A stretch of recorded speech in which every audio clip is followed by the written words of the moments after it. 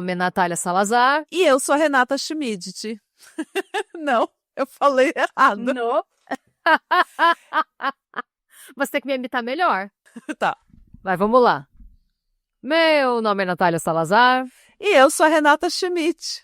E esse é o podcast Pátria Amada Criminal. Sejam muito bem-vindos. Bem-vindos, caros ouvintes. Gente, a gente estava conversando agora sobre como as pessoas confundem as nossas vozes e às vezes é super, a gente não tá reclamando, tá? É super fofo, a gente gosta. É que às vezes dão parabéns pra uma pelo episódio, só que aí foi a outra que fez, aí a gente fica sem graça de falar, porque foi muito fofo a pessoa vir agradecer pelo app e a gente fica, Ah, tá ótimo. ai, tá tudo bem Tá também. tudo bem também, mas é muito engraçado que foi toda semana alguém me chama de Renata e chama a Renata de Natália. Então, e tem gente que tá indo pro YouTube agora falando que achava que era o contrário quando via as fotos, porque só via pelo Insta, né, as fotos e tal, e eu via as vozes. E quando ia olhar, tipo, no YouTube mesmo assustava, porque tava invertido. Mas, gente, fala a verdade. Eu tenho cara de uma pessoa antipática, estressada. A Renata que tem cara de fofa. Eu não tenho cara de fofa, não. Eu tenho uma. Quando você tá contando as coisas e eu tô nervosa, eu sei porque eu que faço os nossos shorts. Quando eu vejo, eu me assusto com a minha cara, porque às vezes você tá contando, eu penso, gente, a Natália deve achar que eu não tô engajada, porque você tá contando, eu tô assim, tipo, porque eu tô revoltada. E eu tô em posição, tipo, a gente tá informal conversando, eu nem me ligo que era pra eu estar dando uma segurada, porque depois vai ser clipado, né? Mas quando eu vejo, já tô entretida com a história, eu tô lá fazendo umas caras, tem coisa que que eu tô com umas caretas tão feias, e aí o YouTube não deixa a gente escolher qual que é a tela que vai, né? Às vezes eu pego, tô lá, com o olho virado pra cima, coisa, aí a gente aceita, hein? Não dá pra ter humildade, não dá pra não ter humildade. É igual quando eu faço a minha cara de Cillian Murphy. Mas é que a sua cara de revoltada, pelo menos, é bonita, eu faço careta, sabe? Não, não é. A sua, a sua resting angry face é muito mais elegante que a minha. Ai, gente, que dificuldade. Mas enfim, gente, eu sou a Natália Salazar. E eu sou a Renata Schmidt. E esse é o podcast Pátria Amada Criminal. Agora no mundo real, no mundo Real. normal, não no mundo invertido. Sim. E, gente, olha, hoje eu quis fazer uma coisa um pouco diferente. Por quê? A Renata está gravando pelada, gente. Não. Isso. Bem Mas eu disse que eu diferente. fiz uma coisa diferente. Eu sempre gravo pelado. É Ah, brincadeira. tá. Não, gente, vocês vão. A gente tem short da gente gravando. Vocês sabem que a gente não grava pelado. Não. Se a gente Não- gravasse, a gente já estaria muito mais rica. Ou não. Se você acabou de chegar, a gente não é assim sempre. Eu não sei o que aconteceu A hoje. gente tá cansado, sei lá, São, tá as duas palhacitas aqui. são tempos difíceis. E são tempos difíceis mesmo, gente, porque eu quis fazer uma coisa diferente, e eu já falei isso algumas vezes. Ultimamente, ler muita notícia, né? E acessar redes sociais vem me trazendo uma sensação muito grande de impotência, misturada com revolta, misturada com uma raiva e com uma sensação de impending doom, sabe? Proximidade do fim do mundo. Mas isso a gente tem que ter noção de que isso é feito para que a gente sinta tudo isso. Sim, Né? então. Todo produtor de conteúdo, isso pode ser de esquerda, direita, centro, Sim. em cima, embaixo, dentro, fora, não interessa, Ah. gente. Todo criador de conteúdo precisa de like, eles precisam te deixar com espuma na boca quando o assunto é política, que é para você ficar regurgitando as mesmas opiniões deles o tempo todo e ficar revoltado de alguma forma. E daí o debate se perde, a crítica se perde, a gente está sempre revoltado com a pressão alta, tomando remédio para pressão. Então, exato. E aí eu tava num dia bem difícil nesse sentido. E eu tava no YouTube tentando procurar alguma coisa para assistir que me distraísse das mazelas do mundo. E eu acabei me deparando com um vídeo de um humorista irlandês e esse vídeo me fez chorar. E foi a primeira vez em muito tempo que eu chorei de emoção de uma forma positiva. Eu não tava chorando de tristeza nem de desespero, mas eu fiquei emocionada, assim, eu fiquei emocionada e eu fiquei otimista. E fazia muito tempo que eu não me sentia assim. E muito embora essa seja uma história um pouco antiga, eu acho que ela se mantém muito atual, principalmente tendo em conta tudo que o mundo tá passando agora. E eu também penso que é exatamente o tipo de história que a gente precisa nesse momento. Acho lindo. Muito bom. Obviamente, né, depois que eu vi o vídeo, foi um vídeo de, assim, acho que tinha 2 minutos e meio, alguma coisa assim. Eu fui pesquisar sobre a veracidade da história, porque, né, são tempos de fake news. E tudo isso que eu vou contar aconteceu mesmo e foi amplamente documentado na imprensa da época. Como fontes, eu usei matérias da BBC, do The Journal, do southafricanhistory.org, da UOL, do africanunion.int e do site 360 Meridianos. A nossa história começa em 1984, em Dublin, aqui na Irlanda, que na época era um país completamente diferente. Eu sei que você tá confuso porque eu dei fontes falando da África e agora eu fui pra Dublin. Calma que vai fazer sentido. A Nath fez tipo, uma carinha, as fontes estão certas. Mas Fiquei então, a gente pensando na realmente vai... geografia. Você vai entender, você já vai entender. Então, voltando, né? Então, a nossa história acontece em 84, em Dublin, aqui na Irlanda, que na época, gente, era um país completamente diferente. Era o caos. Para dar uma ideia da situação, a Irlanda era chamada naquela época de, entre aspas, o homem doente da Europa, pelos demais membros da União Europeia. Que a deixaram Em- doente. Sim, é isso mesmo. A Irlanda era tipo aquela pessoa que sai, que é vítima de um relacionamento abusivo e que depois de anos nesse relacionamento abusivo, o ex-abusador fala que ela era louca, que essa pessoa Sim. sempre foi louca. É. Era meio que isso.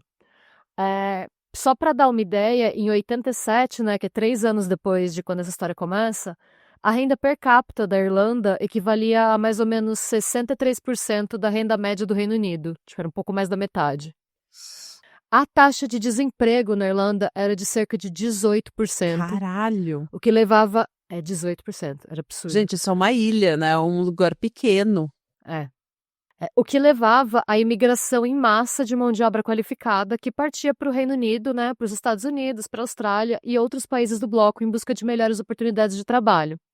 Tem uma regra, meio que um acordo de imigração que pouca gente conhece, mas, por exemplo, se você está na Irlanda, você tem uma qualificação profissional e você tem entre 20 e 30 anos, você pode trabalhar na Austrália sem precisar de um visto específico. Oh. Só que com 30 anos tem que ir embora. Ah, tá. Ou você pode aplicar para o processo de cidadania e tal. Isso vale para alguns países da Commonwealth também. Então, muita gente saía do país. Além de tudo isso, né? O país também enfrentava uma alta instabilidade política. Você conhece essa foto? Sim, conheço. Não. Não conheço. Não conheço. É, Eu tô com. Quando você falou o nome do caso, eu fiquei aqui tentando imaginar, mas agora eu não sei se isso sou eu achando que conheço, mas enfim, me conta. É mais fácil você me contar do que eu achar que eu acho. Tudo bem. Gente, eu vou colocar essa foto nas nossas redes sociais, para quem ver também vai estar nos nossos... Todas as fotos agora estão nas nossas imagens de apoio para os apoiadores também, né? Essa foto eu vou mostrar para todo mundo porque eu falei dela pra Nath, né? Também precisam ficarem curiosos. Essa foto é de uma participante do IRA, no centro de Belfast. Então, naquela época, no norte do país, uma guerra civil pela reincorporação da Irlanda do Norte à República da Irlanda já durava mais de 20 anos. O conflito, que entrou para a história como The Troubles, ou Os Problemas, só viria a meio que terminar em 98 e ele segue sendo um tema bastante sensível para o país até hoje. Eu já comentei sobre isso algumas vezes quando a gente trouxe casos irlandeses antigos, né? Mas até hoje não existe uma celebração do Dia da Independência da Irlanda, tá? Muito embora o país tenha conquistado a independência da coroa britânica em 1921. Isso porque, para o povo irlandês do Sul, a Irlanda só vai ser considerada realmente livre quando o Norte for oficialmente reintegrado à ilha. Claro. Sim, e isso é muito presente na memória da população. Inclusive, eu fiquei sabendo disso em um pub logo que eu mudei pra cá, quando eu cometi a gafe de perguntar para um irlandês se existia um feriado de independência, tá? Porque, só para explicar, aqui os feriados não é como no Brasil, em que você tem o nome do que é cada feriado, né? Independência, Proclamação da República e tal. Aqui, todo feriado chama feriado bancário, Bank Holiday. Então, para você saber qual feriado é qual, ou você tem que, tipo, ir pesquisar no lugar certo o que é, né? Ou você pergunta para um local qual que é o feriado, porque nem sempre foi assim. Faz pouco tempo que eles mudaram para mostrar tolerância religiosa, né? E você não tem um feriado religioso específico, é tudo feriado bancário para todo mundo. Ah, legal. O que eu não acho ruim, não, eu acho bem legal da parte deles. Então, eu não sabia o que era, e aí eu falei, eu perguntei qual que era o Bank Holiday de Independência. E me responderam alguma coisa nas linhas de, a gente não tem o Bank Holiday de Independência porque a gente não tem o que comemorar porque a gente ainda é um território ocupado. E eles literalmente, gente, em Belfast, a cidade ainda é murada, como era em Berlim, quando Berlim foi dividida, né? Uma parte da população ainda é trancada para dentro da cidade sem poder sair todos os dias. Tem um portão que fecha. Bem saudável. Pois é. Dá para você, inclusive quem for visitar Belfast, existe um tour específico sobre a história do muro, como que funciona, como que funcionou e a história da guerra, né, dos Troubles. É um tour muito legal, mas é pesado. Tem uma energia pesada. Vai pronto para um tour pesado, porque metade é com o antigo soldado do IRA e metade é com o antigo soldado da coroa. Então você ouve os dois lados da guerra num tour só. É 3 horas e pouco de tour. É pesado. É pesado e assim, até o próprio termo Irlanda do Norte pode ser considerado ofensivo numa conversa, dependendo de com quem você está falando. O politicamente correto, quando você está na República, é só falar, eu vou para o Norte. Você não chama de Irlanda do Norte. Aqui, dependendo do pub em que você fala Irlanda do Norte, você pode comprar uma briga. Normalmente, quando você é estrangeiro, não, porque eles sabem que você não tem a obrigação de conhecer essas peculiaridades, mas um irlandês entrar num pub dizendo Irlanda do Norte, o Norte, a colônia e tal, ele pode arrumar pra cabeça, né? Sim. Depois da sexta Guinness, vale tudo já. Vale. Mas bem, retomando o foco da nossa história, essa era a Irlanda em que a Mary Manning, a nossa protagonista, vivia quando a nossa história aconteceu. A Mary tinha 21 anos, era irlandesa e trabalhava como operadora de caixa em um supermercado da rede Dunes. Você vai lembrar do Dunes? Gente, se você é nosso apoiador e você recebeu nosso vlog de viagem, a Dunes foi o mercado que a gente foi quando a gente foi fazer compra de Halloween, comprar doce, comprar comida, que a gente colocou no vlog. Sabe aquele mercado aqui perto de casa? Ah, tá, lembro. Foi onde eu comprei o meu T-Rex de Natal. Exatamente, lá mesmo. Então, ela trabalhava como operadora de caixa no mercado dessa rede, só que localizado na Henry Street, no centro de Dublin. Tá. A Mary, ela era parte do Sindicato dos Trabalhadores Irlandeses, o IDATO. E ela tinha acabado de receber um comunicado da instituição solicitando que seus membros não vendessem produtos vindos da África do Sul, que na época passava pelo apartheid.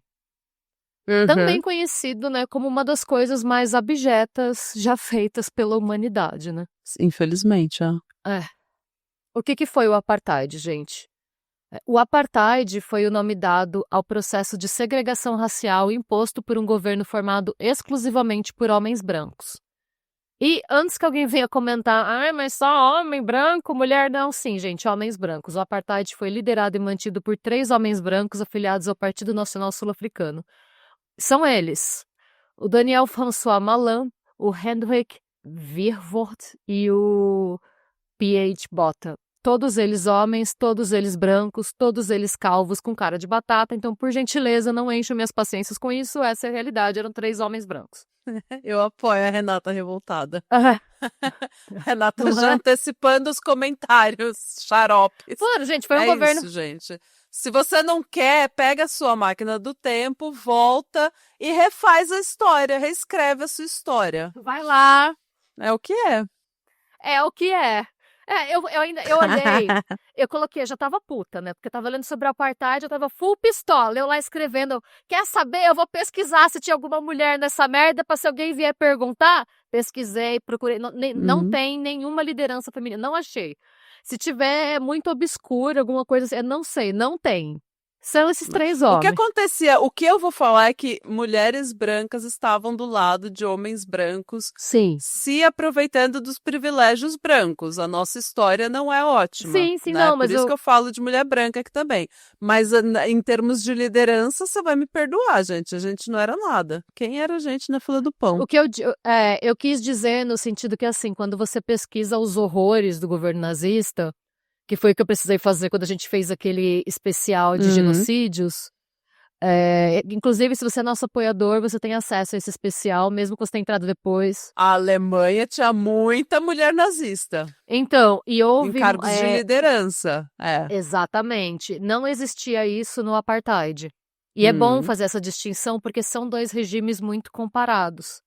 Ah. Então, no apartheid, as lideranças eram masculinas. Nisso, esse regime era diferente do regime nazista. Eu acho que as diferenças meio que param por aí. Hum. Eu vou, inclusive, colocar as fotos desses 3 senhores, dessas lideranças, nas imagens de apoio para os apoiadores, para quem quiser ver, porque eu acho que é um tema que não foi tão falado quanto deveria na história. A gente não estuda tanto isso na escola quanto deveria, né? A gente tem um en passant, assim, mas eu também entendo que a gente Ah. não tem tempo para ver tudo, né? Resumindo muito o que foi o apartheid, esse sistema determinava que os sul-africanos não brancos, que eram a grande maioria da população, fosse forçada a viver em áreas separadas, previamente designadas, usasse instalações públicas separadas e tivesse contato limitado. Os diferentes grupos raciais eram fisicamente separados de acordo com seu local de residência, uso de instalações públicas e vida social. De acordo com dados da Comissão de Verdade e Reconciliação, o TRC, o governo do apartheid foi responsável direto pelas mortes de 21 mil pessoas entre os anos de 1948 e 1994. Além dessas mortes diretas causadas por violência política, o regime causou danos geracionais incalculáveis devido à desnutrição e à falta de acesso à saúde e educação de qualidade para a população negra, resultando em altas taxas de mortalidade infantil e violência generalizada. Não é por acaso que hoje 4 das 10 cidades mais violentas do mundo sejam cidades sul-africanas. Nossa. Para quem tem curiosidade, Pretória, na África do Sul, é a 2ª cidade mais violenta do ranking, Durban é a 3ª, Johannesburgo é a 4ª e a 8ª é Porto Elizabeth. A primeira atualmente é Caracas, na Venezuela. Mas o Nelson Mandela é que era o terrorista. Pois é. É tão legal quando como a história, né? É. Ele era que era Pois o é. terrorista. Pois é. E na época, gente, a Mary não entendia direito o que era o apartheid. Até porque as informações não viajavam naquela época como elas viajam hoje, né? A gente tá falando aí do começo dos anos 80, a gente tá em 84. E a Mary estava morando num país em guerra civil, né? Mas assim, o que ela recebeu referente, o pouco que ela leu no comunicado que ela recebeu do sindicato, deixou ela horrorizada. E eu penso que qualquer um que tenha acompanhado as notícias brasileiras nas últimas semanas consiga entender essa mistura de indignação e impotência que qualquer pessoa decente sente ao ler sobre esse tipo de crime. Principalmente num contexto em que a conduta criminosa em questão vem do governo de um país. Você não tá ouvindo sobre, violência, sobre problemas, problemas sociais. Você tá ouvindo sobre um governo assassino, um governo criminoso. E você não pode fazer nada, né? Porque parece que, ao mesmo tempo, é uma coisa que te revolta, parece que nada tá sendo feito e não tem o que você possa fazer e você só tá vendo a situação se desenrolando. É extremamente frustrante. Foi o que. Lembra daquele episódio que eu fiz sobre as caçadoras de nazistas? Que elas seduziam e caçavam? Eu pensei muito nisso. Eu não lembro qual dela, eu acho que foi a Hannah que falou que, a guerra. Não, a Hannah foi a que morreu. Uma das irmãs falou que você vê a injustiça, você vai reclamar pra quem? Exato. Se a injustiça está vindo do governo, está vindo da polícia, você vê alguém matando alguém em praça pública, você vai buscar justiça por que vias? Então, as únicas vias é você fazer justiça com as próprias mãos. E depois de um tempo, essa situação te torna em um assassino, faz de você um assassino, porque a única justiça é a justiça com as próprias mãos. Então, esse tipo de coisa te desumaniza completamente, porque é uma situação em que você jamais seria violenta, Sim. mas você se vê numa situação em que a violência, a justiça com as próprias mãos é a única a ser feita para parar o que está acontecendo. E era exatamente nesse tipo de coisa que a Mary estava pensando quando uma pessoa passou no caixa dela, trazendo, entre outros itens, 2 toranjas ou 2 grapefruits sul-africanas. E junto com o comunicado que a Mary recebeu do sindicato, os membros do sindicato, né, receberam uma lista de produtos que eram importados da África do Sul. E essas toranjas estavam nessa lista. E naquele momento, naquela fila de mercado e naquela compra, a Mary sentiu que tinha alguma coisa que ela pudesse fazer. E ela se recusou a vender as grapefruits para o consumidor, alegando que o sindicato dela tinha aderido ao boicote contra produtos vindos da África do Sul. Eu amei. O consumidor em questão, seja por ignorância, por racismo ou por estar tendo um mau dia, não aceitou bem a recusa da Mary e chamou o gerente, que exigiu que a Mary registrasse as 2 toranjas com o restante das compras. E a Mary disse, nope. E o gerente deu um último aviso. Registra essas toranjas agora ou eu vou entender que você está se recusando a fazer o seu trabalho. E a Mary disse, nope. E ela se recusou a fazer o trabalho dela. Ela foi então levada ao escritório do gerente e suspensa. Quando ela saiu da loja, ela foi seguida por 10 colegas, 8 mulheres e 2 homens, que declararam greve até que a política da rede para venda de produtos advindos do governo do apartheid fosse suspensa. Caralho. Essa é a Mary. Amei. Além da própria Mary, participaram da greve a Karen Giron, a Liz Dizzy, a Michelle Gavin, a Vonnie Munro, a Alma Russell, o Tommy Davis, a Sandra Griffin, a Theresa Mooney, a Catherine O'Reilly e o Brandon Barron. E, gente, a Dunes, essa rede de mercado em que a Mary trabalhava, hoje ela tem cerca de 18 mil funcionários, ela é gigante aqui. Na época em que tudo aconteceu, em 84, ela não era tão grande, mas ela tinha mais ou menos 60 supermercados espalhados pelo país. Ninguém aderiu ao protesto. Primeiro, porque na época as notícias não eram espalhadas com a mesma velocidade de hoje. E muita gente não tinha ideia ou apenas não se importava com o que acontecia em outro continente. Mas vale lembrar também que existia aquela propaganda sul-africana de que estava tudo bem. Né? Para o mundo estava tudo bem. O que acontecia dentro do país não era divulgado, amplamente divulgado, para todos os lugares. Não era. E quem divulgava era perseguido e morto. Então não era uma coisa que todo mundo ficava sabendo assim. Foi uma coisa que os horrores de verdade foram descobertos quando o regime acabou. Daí que você descobriu realmente o que era o chorume todo. Porque até então ele era muito mascarado, era maquiado, né? Tudo era muito maquiado para vender como uma coisa. Não, tá tudo bem, não estamos infringindo nenhum direito humano, tá tudo ótimo. Não diferentemente do que acontece hoje.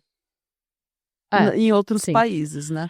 E também, gente, como eu comentei, a Irlanda estava em guerra civil. Tinha gente que não tinha energia para nada além de sobreviver. E vamos lembrar que a taxa de desemprego era 18%, né? E você tinha gente que a posição ali na Dunes era a diferença entre sua família comer ou não naquela semana, né? Então, ainda assim, aquele pequeno grupo de 12 pessoas não desistiu, tendo passado todos os dias na frente da loja da Henry Street com cartazes pedindo o fim da venda de produtos sul-africanos em lojas da Dunes. E sobre a greve, a Mary conta, ela fala, no início, nos primeiros dias, a gente achou que seria apenas por alguns dias e pronto. Mas aí começamos a aprender mais sobre o que realmente estava acontecendo na África do Sul e se tornou algo maior do que uma simples política de sindicato. Isso porque, alguns dias depois do boicote começar, um homem chamado Nimrod Sejak se uniu ao grupo. O Nimrod era um líder sindical sul-africano que precisou fugir para a Irlanda para escapar da perseguição do regime. E aí, durante os piquetes, ele contava para o grupo sobre a vida e a política na África do Sul. E uma das analogias que ele costumava usar consistia em comparar a estrutura política do seu país a um pint de Guinness. E sobre isso, a Mary conta. Ele levantava a mão direita como se houvesse um copo nela e dizia: "Você tem que imaginar a África do Sul como um copo de Guinness. A grande maioria é negra e uma pequena minoria é branca. Assim como em um copo de Guinness recém-servido, o branco sempre fica firmemente por cima do negro." E, gente, essa troca foi extremamente importante para o grupo se manter unido. E, para dar uma ideia de como as coisas eram diferentes na Irlanda naquela época, o Sejak foi a primeira pessoa negra que a Mary e muitos de seus colegas conheceram na vida real. Eu imagino.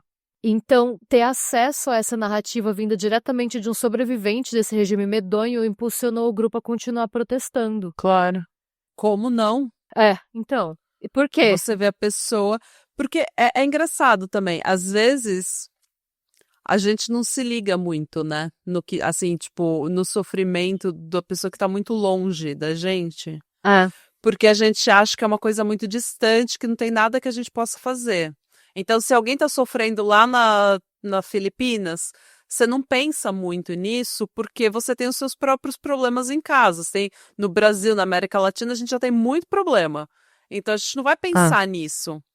Só que se essa pessoa filipina for passar uns dias na sua casa, você vai querer ir pra Filipina tretar, porque daí é uma pessoa que você conhece. Exatamente. E daí você, mesmo que você não gostasse dessa pessoa, de repente, ou que você não conhecesse nada, não tivesse interessado nessa pessoa num primeiro momento, quando você conhece alguém, você fala com alguém, você percebe que todo mundo no mundo tem muito mais coisas em comum do que coisas diferentes. Então você vai se conectar com aquela pessoa de alguma forma. Se você parar para conversar com uma pessoa, você vai acabar se conectando com ela de alguma forma. Claro, gente, tem gente que você não quer se conectar porque são pessoas horríveis, não é? Mas de uma forma geral, não interessa de onde a pessoa é. E daí você vai querer comprar as brigas da pessoa. Essa interação é extremamente importante. Sim. E é por isso que eu adoro viajar e fazer os tour a pé, conhecendo as histórias de cada cidade que eu conheço, porque eu sempre acabo comprando a briga de alguém. E é por isso que é tão importante sair da rede social, do debate da rede social e debater com a pessoa que está lá na pracinha, na rua. Porque daí vocês vão debater de uma forma que ninguém ali está interessado em ganhar like.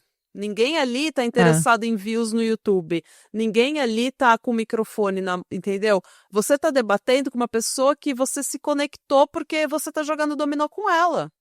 Porque ela também quer o melhor pro filho dela. Ela também quer uma segurança no bairro de vocês. Ela também quer uma escola legal. Ela também quer um hospital legal. E daí, só que você tem que sair do debate de rede social.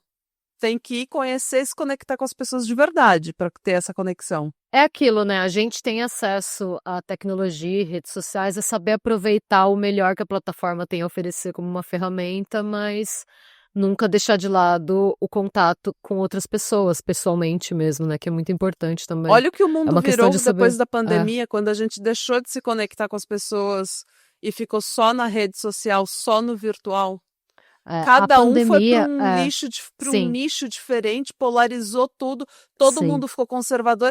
Até porque a gente precisa da interação pessoal, porque se um dia você começar com umas ideias estranhas, eu vou falar, Renata, cala sua boca. A gente precisa dos nossos amigos, das pessoas que convivem com a gente, fazendo uma cara de nojo, e é como a gente percebe que as nossas ideias estão estranhas. Só que se você tá no Reddit ou no Instagram ou num grupo de Facebook, ninguém tá fazendo essa cara estranha pra você. Ninguém tá mandando você calar a boca.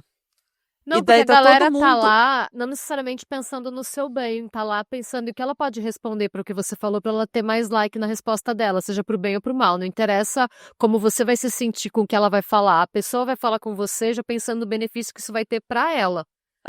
Hoje em dia a gente não percebe, mas as nossas interações sociais viraram instrumento de barganha, moeda de troca. Você tá mais preocupado em dar uma resposta que vai lacrar do que em responder o que a pessoa perguntou.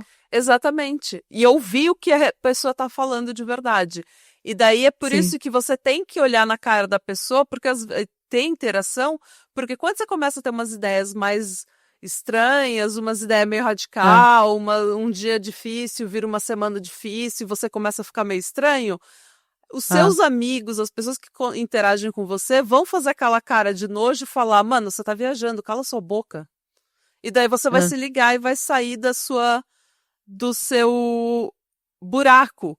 Só que se você ficar na internet, você acha um grupo de pessoas que está pensando nisso, vocês ficam se alimentando o buraco, alimentando a coisa ruim, ao invés de... Porque a pessoa, foi o que você falou, a pessoa não está interessada no seu bem. A pessoa está interessada em te deixar espumando pela boca mesmo. E ter aquela dose, aquele hit de dopamina, que é quando você vê que alguém gostou do seu comentário. Exato. É por isso, inclusive, que eu parei de responder comentário idiota no nosso YouTube. Às vezes a galera mandava umas coisas que eu ficava tão pistola que eu respondia. Pra pessoa parar de encher o saco. Agora eu não respondo mais, eu deixo o doido falando sozinho. Eu respondo quando são nossos ouvintes fazendo comentário, falando de coisa, eu respondo com o maior prazer, porque estamos tendo uma conversa. Eu quero saber o que vocês estão cozinhando, quero indicação de filme que vocês estão vendo, indicação de série que vocês estão vendo, porque aí eu estou me beneficiando, eu estou enriquecendo com as experiências de vocês. Se eu vejo alguma coisa que me faz passar raiva, eu não devolvo a raiva, não, porque eu recuso o presente do Buda. Como diz uma ouvinte nossa, Naitsu. A pessoa que tá trazendo raiva, ela volta com a raiva que ela trouxe. Eu não quero, não. Leva de volta com você. Você enfia no seu bueiro. Normal, às vezes eu respondo, tipo, tá. Só pra sumir do meu feed, pra não ficar olhando, pra não ficar passando nervoso à toa. E pronto, acabou. Mas bem, voltando pra história da Mary, gente. Por que que eles precisavam, né? Tipo, por que que foi tão importante eles terem esse contato com o Sejak pra tipo, terem força pra continuar protestando? Porque por mais estranho que possa parecer pra gente agora, que tá vendo essa situação de fora, mais de 40 anos depois, agora que o apartheid já acabou, na época, eles sofreram hostilidade das pessoas. Por estar protestando... O apartheid. E aí a Mary fala sobre isso, ela diz, recebemos muitas recusas, vindas de pessoas que achávamos que nos apoiariam. A igreja, o governo... que na época eram todos membros do movimento irlandês anti-apartheid. E um a um, eles ou tentaram se distanciar de nós, ou o governo simplesmente não nos apoiou de forma alguma. Isso porque é fácil apoiar uma causa sem ter que mexer no seu bolso para nada. Tipo, nós somos anti-apartheid. Mas vai mexer no bolso? Você vai mexer nas importações? Mas a fruta lá é muito barata. Você sabe quão mais caro vai sair para importar da Itália, da Espanha, do que... Isso ficou muito claro nos últimos 2, 3 anos. Então é assim, não, a gente tá super do lado de vocês, mas não, contanto que a gente possa continuar fazendo negócio com eles como se nada tivesse acontecido. Então assim, eu concordo contanto que você não me obrigue a fazer nada, contanto que eu não gaste nada e que a gente continue se dando bem. Então você não concorda? Então o que tá acontecendo não te incomoda. Não é? É igual a pessoa que não é homofóbica ou não é racista, mas vota em uma pessoa que é. Daí você amor. O que me deixa mais Você tá contribuindo com um negócio que você fala que você é contra. Quem fala não... E lembra quem... Me falaram isso tantas vezes. Todas as vezes que eu falava o Bolsonaro é um racista e você votou nele, tinha gente que me falava, mas ele fala brincando. Gente, falar brincando que as pessoas não têm o mesmo valor que você, é isso? Isso é uma brincadeira? Nossa, gente, é umas coisas que... chegou ao ponto do grupo ser preso algumas vezes por estar, tipo, protestando de maneira ilegal, sabe? Como uma tentativa... Porque o que acontecia era que eles estavam protestando na frente da loja e a Dunes, na época, já era uma rede grande, então você pegava muito mal pra Dunes passar e ter um grupo lá falando, tipo, essa empresa apoia o apartheid, sabe? Então, a Dunes queria que eles saíssem de lá e o gerente ficava chamando a polícia. E aí eles eram presos, fichados por... tem uma regra aqui que você não pode... Lembra quando tinha lei de vadiagem no Brasil? Sim, atrapalhar a paz. É isso. Então, eles ficavam sendo presos. A famosa lei do causar. A pessoa tá causando. Presos por estar causando, exatamente isso. E, gente... Mesmo com o backlash, com as prisões, com a falta de suporte, o grupo se manteve protestando em frente a Dunes por quase 3 anos. 3 anos! 3 anos! Todos os dias, essas 12 pessoas iam pra frente da Dunes. Podia estar chovendo, podia estar nevando, podiam ser presos, podia a galera jogar coisas nele, como às vezes jogava, que adolescente jogar ovo nas pessoas no verão, acontece. Todo mundo ridicularizando esse grupo e eles protestando. Foda-se, nós queremos. Não interessa que. Tipo, os 12, apenas os 12. Não nos interessa, não tem problema. Enquanto a lei não mudar, a gente Amém. não vai sair daqui. E puta admiração, porque eu, vou ser Tudo. sincera, gente, eu não conseguiria ficar 3 anos indo todo dia protestar. E eu acho que eu ia cansar. Eu ia desistir. É muita coisa, gente. É 3 anos. 3 anos é muito tempo. Eu sou uma pessoa cansada. Eu admiro muito quem faz isso. E só aquelas 12 pessoas. Tipo, não foi tipo, não, vamos nos animar, gente. Tem mais gente aderindo. Chega uma hora que você não tem mais As esperança. mesmas 12 pessoas. Então, e tudo mudou para o grupo quando eles receberam uma visita. O arcebispo sul-africano Desmond Tutu estava a caminho da Suíça, onde ele seria agraciado com o Prêmio Nobel da Paz por seus esforços na luta contra o apartheid, e ele anunciou para o mundo que antes dele chegar lá, ele ia fazer uma parada em Dublin. Ao saber que um grupo de 12 funcionários de uma rede de mercado e um líder sindical exilado tinham se unido para exigir a retirada de produtos sul-africanos da Dunes, ele decidiu que ele precisava conhecer essas pessoas. Eu tô arrepiada. Sim. E a notícia de que um prêmio Nobel da Paz estava indo para a Irlanda, que na época era uma zona de guerra, para conversar com um grupo de 12 pessoas que estava protestando, tinha 3 anos na frente de um mercado, acabou se espalhando nas capas de jornais do mundo inteiro. E aí, essa foto que eu te mostrei é dele lá, do Desmond Tutu encontrando com elas. Olha a Mary ali sorrindo, toda feliz. Sim.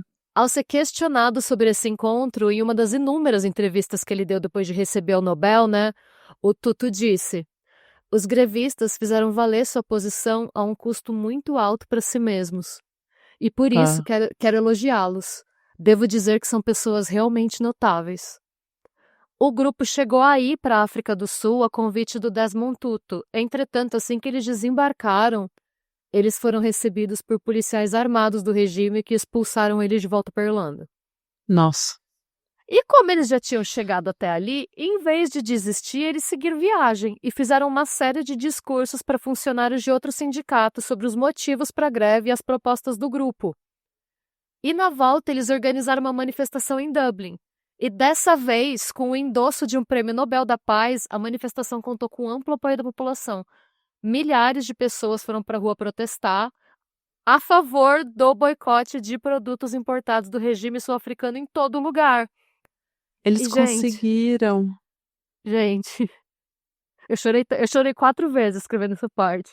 Ai.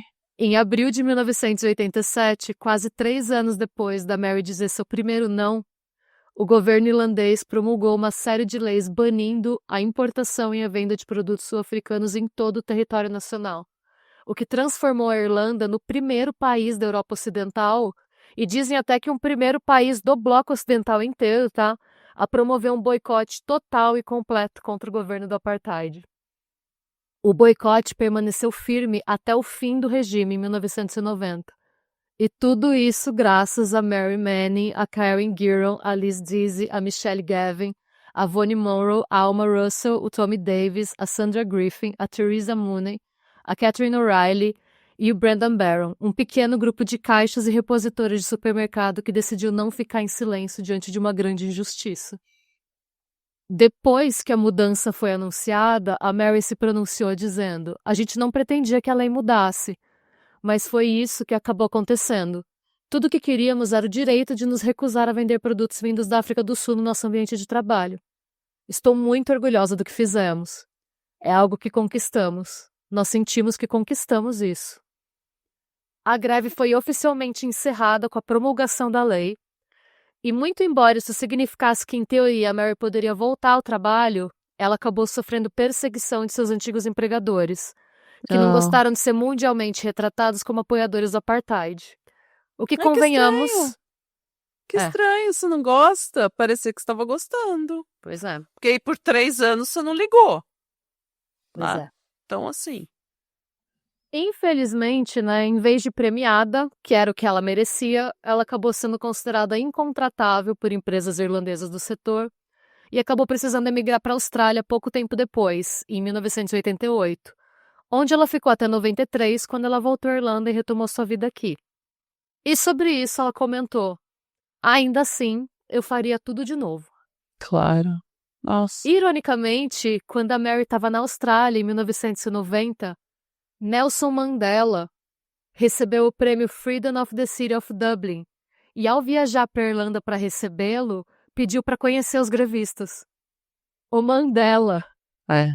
no encontro, ele disse: com suas ações, vocês demonstraram para os sul-africanos que pessoas comuns, distantes do centro do apartheid, se importaram com a nossa liberdade.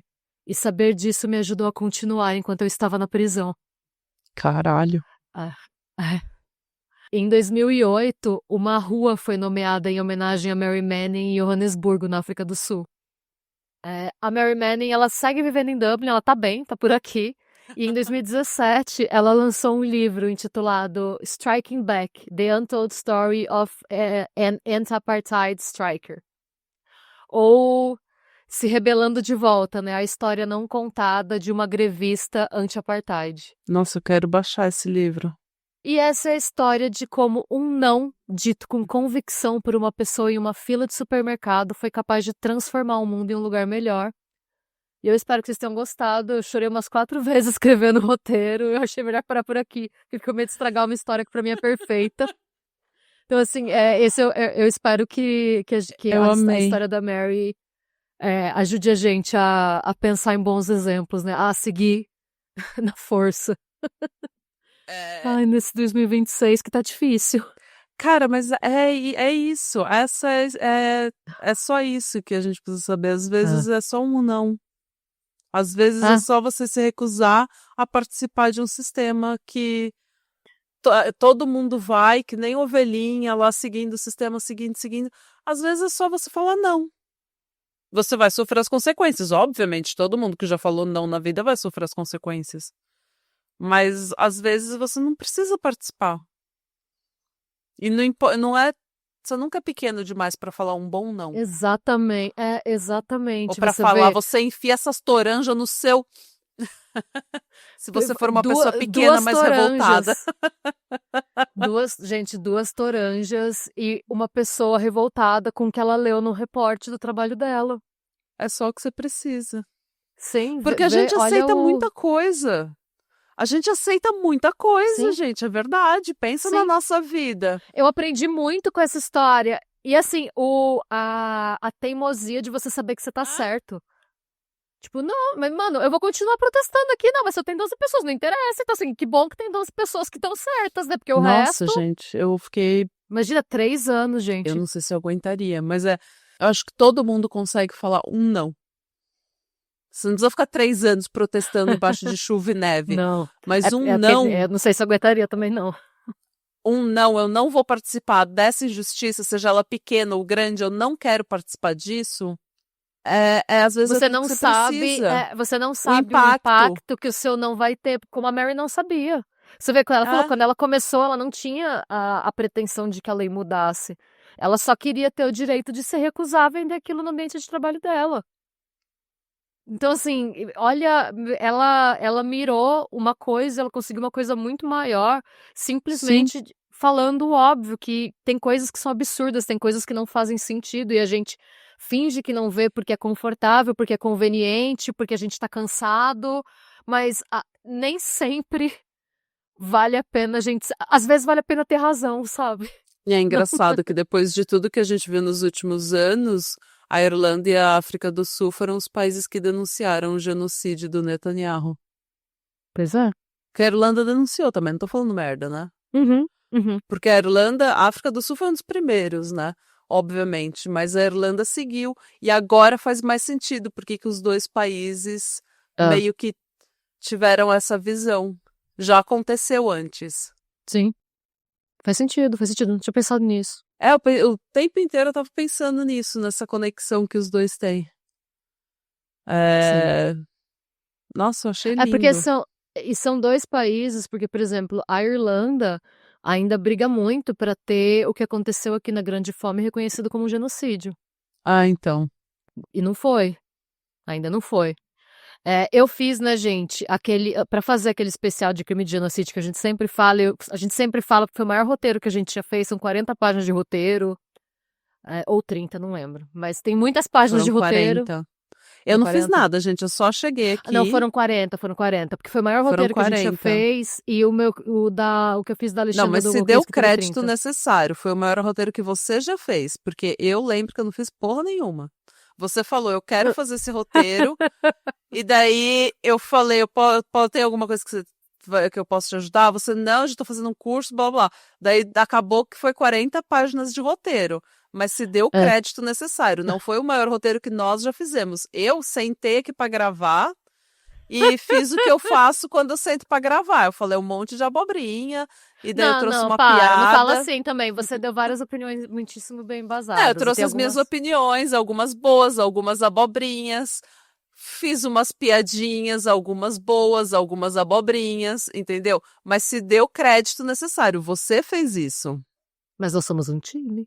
Mas Tá, enfim, mas você fez isso. tudo bem, mas o meu ponto era só que, tipo, para fazer esse roteiro, eu fiz um curso de crime de genocídio, e no curso eles falam que é muito difícil para uma nação aceitar que um crime de genocídio foi cometido em outra. Por quê? Vamos supor que, assim, que a Inglaterra declara, tô dando um exemplo, tá, gente? X, assim. Que a Inglaterra declara que o que aconteceu em Israel foi um genocídio. Aí o Netanyahu pode pegar e falar, tudo bem, então eu declaro que eu acredito que o que a Inglaterra fez contra tal lugar ali, que todo mundo já tinha esquecido, também foi um genocídio. Então, a maioria das potências da Europa tem rabo preso Ah, na época do colonialismo. E é considerado uma estratégia diplomática você não tomar nenhuma posição em relação a genocídio para não ter os seus genocídios jogados na sua cara enquanto nação. ah. O Então, que seria, assim, se você simplesmente reconhecesse os seus próprios genocídios, já exato, seria um bom caminho. que é o que a Alemanha fez. Tanto que, assim, quando você faz turismo na Alemanha, o primeiro tour de Berlim, você vai ouvir isso em todos os tours, porque eu fiz vários e eles falam isso em todos. A Hum, Alemanha é um dos poucos países da Europa Ocidental que não apenas admite que cometeu genocídios, como ela expõe, tem monumentos contra os genocídios contra todos os grupos no centro da cidade. E como Então tem. fez reparação histórica Sim, também, inclusive em termos financeiros. sim, Mexeu porque no eles. bolso da Alemanha. Sim. Tem monumento, por exemplo, no meio da cidade, tem uma placa de vidro que é trocada toda semana. E quando você olha nela, é um quadro, é uma sala vazia, toda branca, no Hum. subsolo, embaixo de um vidro. E ela representa os livros de autores judeus que foram queimados quando o Hitler fechou o parlamento. É uma obra de arte no meio da rua para todo mundo ver, mesmo no centro da cidade, no bairro das universidades, que representa o conhecimento perdido. Então você Nossa. tem esse tipo de instalação de graça, acessível, e tudo que é referente à Segunda Guerra, museu, passeio, tour, é gratuito. Porque Ah, eles falam que todo mundo tem que ter acesso, independente da sua condição financeira. Os museus lá que cobram são os que são particulares e que são de outros ah. temas, que não E seja mesmo referente à guerra. assim, E e mesmo mesmo assim, assim, a Alemanha teve problema em reconhecer o genocídio que estava acontecendo em Israel, porque o genocídio que ela fez foi justamente contra o povo de Israel. Então, então. olha o rabo preso. Mesmo quando você faz tudo direitinho, ainda tem o rabo preso. Exato, é isso que eu tô falando. Mesmo assim, mesmo com a reparação. É Então, para as complicado. nações é muito difícil. E aí, se a gente fica numa situação em que, assim, quando você tem governantes que são verdadeiros bullies, né?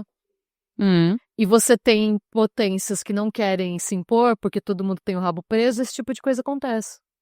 Foi o que aconteceu na hum. Segunda Guerra, é o que tá acontecendo agora, né? É. Mas o poder do não. O poder do não. Eu espero que essa história tenha dado um pouquinho de good vibes, tenha ajudado, porque foi uma mudança positiva, né? É tão difícil bem vencer. Foi.